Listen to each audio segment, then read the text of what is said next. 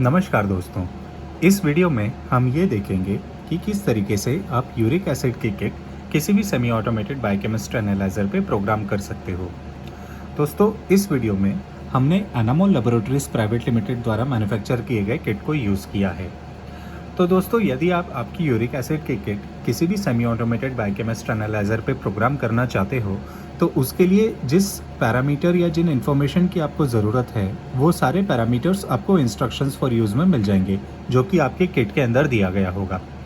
तो आइए हम देखते हैं कि किस तरीके से हम इन इन्फॉर्मेशन को यूज़ करते हुए हमारा सॉफ्टवेयर प्रोग्राम कर सकते हैं। तो दोस्तों, सॉफ्टवेयर प्रोग्राम करने के लिए सबसे पहले आपको आपका इंस्ट्रूमेंट स्विच ऑन करना है और उसके मेन मेन्यू पे आ जाना है। यहाँ पर टेस्ट ऑपरेशंस का ऑप्शन सिलेक्ट करते हुए इस लिस्ट में से हमें ऐड न्यू टेस्ट का ऑप्शन सिलेक्ट करना है।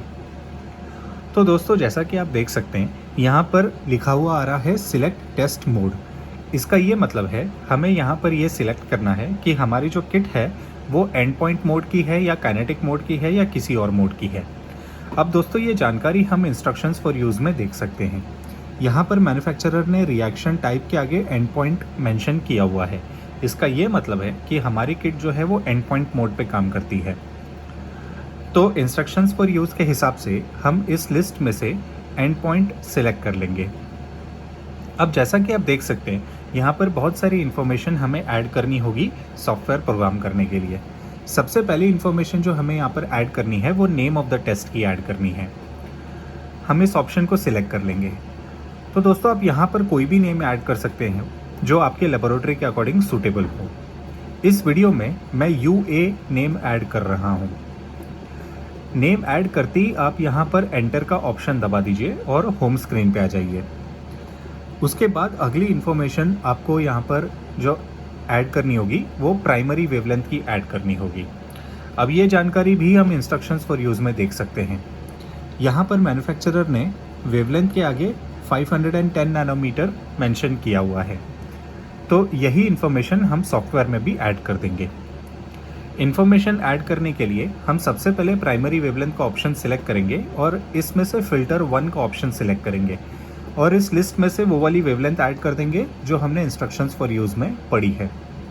अब दोस्तों, इस केस में मैन्युफैक्चरर ने फ़िल्टर नंबर 2 या सेकेंडरी वेवलेंथ की कोई भी जानकारी नहीं दी है, इसलिए हम इस ऑप्शन को छोड़ देंगे और इस ऑप्शन को हम एडिट नहीं करेंगे और सेकेंडरी वेवलेंथ को हम डिसेबल रखेंगे। अब हम एस्केप का बटन दबाकर होम स्क्रीन पे आ जाएंगे। इसके बाद अगली इन्फॉर्मेशन हमें यहाँ पर जो ऐड करनी है वो टेम्परेचर की ऐड करनी है, मतलब हमारा फ्लो सेल का टेम्परेचर कितना होना चाहिए। अब ये जानकारी भी हम इंस्ट्रक्शंस फॉर यूज़ में ही देख सकते हैं। यहाँ पर मैन्युफैक्चरर ने फ्लो सेल टेम्परेचर के आगे 37 डिग्री सेल्सियस मेंशन किया हुआ है। अब दोस्तों, क्योंकि हमारे सॉफ्टवेयर में भी 37 डिग्री ही मेंशन हुआ है बाय डिफ़ॉल्ट, इसलिए हम इस इन्फॉर्मेशन को एडिट नहीं करेंगे। इसके बाद अगली इन्फॉर्मेशन हमें यहाँ पर जो ऐड करनी होगी वो KF या काइनेटिक फैक्टर की ऐड करनी होगी। अब काइनेटिक फैक्टर को हम 1.0 ही मेंटेन रख सकते हैं। इसके बाद अगली इन्फॉर्मेशन जो हमें यहाँ पर ऐड करनी है वो वॉल्यूम या एस्पिरेशन वॉल्यूम की ऐड करनी है। अब दोस्तों, एस्पिरेशन वॉल्यूम को हम 500 माइक्रोलीटर्स ही मेंटेन रख सकते हैं, लेकिन यदि आप आपका टेस्ट 500 माइक्रोलीटर्स में रन कर रहे हैं तो आप इसको घटा करके 300 या 400 माइक्रोलीटर्स भी कर सकते हो। उसके बाद अगली इन्फॉर्मेशन जो हमें यहाँ पर ऐड करनी है वो यूनिट्स की ऐड करनी है। दोस्तों, ये जानकारी भी हम इंस्ट्रक्शंस फॉर यूज़ में ही देख सकते हैं। यहाँ पर आपको देखना होगा स्टैंडर्ड कॉन्सेंट्रेशन, और जो भी यूनिट आपके स्टैंडर्ड कॉन्सेंट्रेशन के आगे मेंशन की है वही यूनिट हमें प्रोग्राम में भी एंटर करनी होगी। यूनिट्स एंटर करने के लिए आप यहाँ पर यूनिट का ऑप्शन सिलेक्ट कर लीजिए और लिस्ट में से वो वाली यूनिट एंटर कर दीजिए जो हमने इंस्ट्रक्शंस फॉर यूज़ में पढ़ी है। उसके बाद अगली इन्फॉर्मेशन जो हमें यहाँ पर ऐड करनी होगी वो लैग टाइम की ऐड करनी होगी। दोस्तों, यहाँ पर लैग टाइम का मतलब ये है कि जब हम रिएक्शन मिक्सचर को मशीन के अंदर एस्पिरेट करेंगे उसके कितने सेकंड्स के बाद मशीन उसकी एब्जॉर्बेंस नोट डाउन करेगा। वैसे तो हम यहाँ पर इसको लैग टाइम यहाँ पर सिलेक्ट करते हुए आप चाहो तो इसको ऑप्शन को आप छोड़ भी सकते हो और अगले ऑप्शन की तरफ भी बढ़ सकते हो, लेकिन मैं हमेशा लैग टाइम करीब 5 सेकंड का लैग टाइम मैं हमेशा देता हूँ मशीन के अंदर। दोस्तों इसका कारण ये है कि बहुत सारी बार हमारे पैरामीटर्स जो होते हैं वो रूम टेम्परेचर पे इंक्यूबेट होते हैं और हमारे फ्लो सेल का टेम्परेचर 37 डिग्री सेल्सियस होता है। तो 5 सेकंड का टाइम मैं इसलिए देता हूँ क्योंकि 5 सेकंड में हमारा रिएक्शन मिक्सचर जो है वो 37 डिग्री तक पहुँचने में उतना समय ले लेता है। वैल्यू ऐड करने के बाद आप यहाँ पर एंटर दबाकर एस्केप दबा दीजिए और होम स्क्रीन पे आ जाइए। उसके बाद अगली इन्फॉर्मेशन जो हमें यहाँ पर ऐड करनी होगी वो ब्लैंक की ऐड करनी होगी। यदि हमें रिएजेंट से ब्लैंक रन करना है या हमें डिस्टिल वाटर से ब्लैंक रन करना है। अब दोस्तों ये जानकारी भी हम इंस्ट्रक्शंस फॉर यूज़ में ही देख सकते हैं। यहाँ पर मैन्युफैक्चरर ने ब्लैंक सेटिंग्स के आगे रिएजेंट लिखा हुआ है। इसका ये मतलब है कि इस केस में हमें रिएजेंट से ब्लैंक रन करना है। तो क्योंकि हमें रिएजेंट से ब्लैंक रन करना है इसलिए हम ब्लैंक का ऑप्शन सिलेक्ट करेंगे और इसके बाद ऑप्शन येस को हम सिलेक्ट कर देंगे। इसके बाद जो अगली इन्फॉर्मेशन हमें यहाँ ऐड करनी होगी वो QC या क्वालिटी कंट्रोल सीरा की ऐड करनी होगी। यदि आप लेबोरेटरी में कोई भी क्वालिटी कंट्रोल सीरा यूज़ कर रहे हैं तो उसकी नॉर्मल या एबनॉर्मल वैल्यूज़ या रेंज आप यहाँ पर एंटर कर सकते हैं। उसके बाद अगली इन्फॉर्मेशन जो हमें यहाँ ऐड करनी होगी वो नॉर्मल वैल्यू की ऐड करनी होगी। इसका ये मतलब है कि पेशेंट के अंदर नॉर्मल वैल्यू कितनी होनी चाहिए। अब दोस्तों वैसे तो लेबोरेटरी को अपनी नॉर्मल वैल्यू खुद एस्टैब्लिश करनी चाहिए और वो नॉर्मल वैल्यू यहाँ पर एंटर करनी चाहिए। लेकिन यदि लेबोरेटरी ने अपनी नॉर्मल वैल्यू एस्टैब्लिश नहीं करी है तो हम यहाँ पर इंस्ट्रक्शंस फॉर यूज़ में भी देख सकते हैं। यहाँ पर मैन्युफैक्चरर ने रेफरेंस वैल्यू के नीचे मेल और फीमेल की अलग अलग नॉर्मल वैल्यूज़ मेंशन की हुई है। तो हम इस लिस्ट में से जो सबसे कम और सबसे ज़्यादा वैल्यू जो है वो हम हमारे सॉफ्टवेयर के अंदर एंटर कर सकते हैं। वैल्यू ऐड करने के लिए हम सबसे पहले नॉर्मल वैल्यू सिलेक्ट करेंगे और यहाँ पर ऑप्शन येस सिलेक्ट कर देंगे।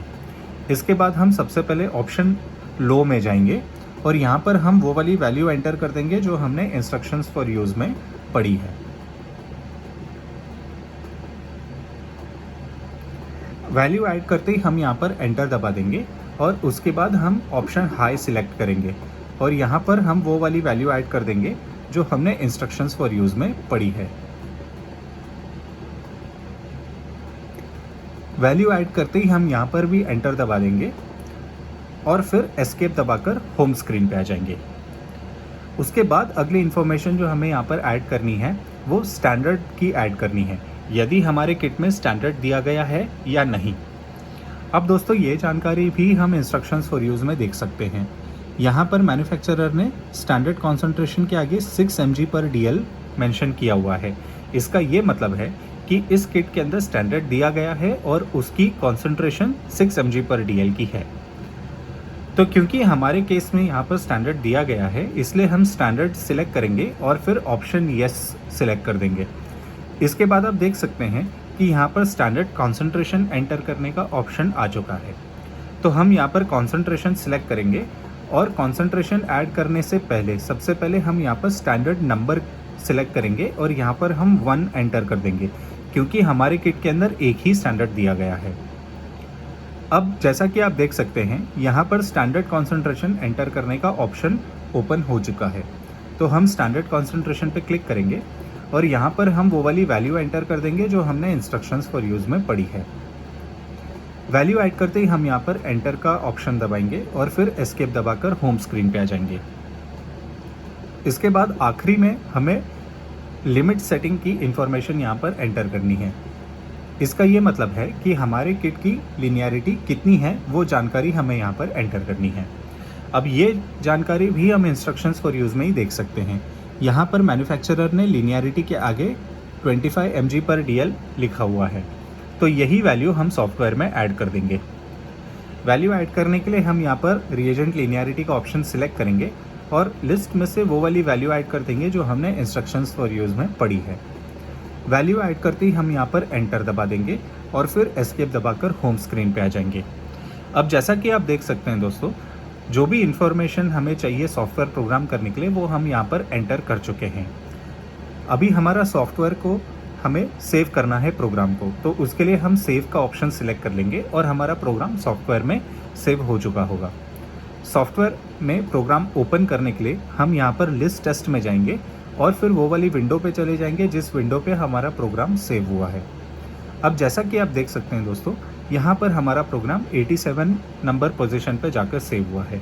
प्रोग्राम ओपन करने के लिए हम इसको सिलेक्ट करेंगे और यदि आप पेशेंट सैंपल रन करना चाहते हो तो यहाँ पर आप रन का ऑप्शन सिलेक्ट कर लीजिए। इससे आगे इंस्ट्रूमेंट आपको गाइड कर देगा कि किस तरीके से आप एब्जॉर्बेंस ले सकते हैं। दोस्तों, हम उम्मीद करते हैं कि वीडियो आपको पसंद आई होगी। अगर ये वीडियो आपको अच्छी लगी तो हमारे चैनल को सब्सक्राइब करना ना भूलें और इस वीडियो को लाइक और शेयर ज़रूर कीजिए और हमें कमेंट करके बताइए कि आपको और कोई सुझाव अगर हमें देना हो तो। Thank you very much friends.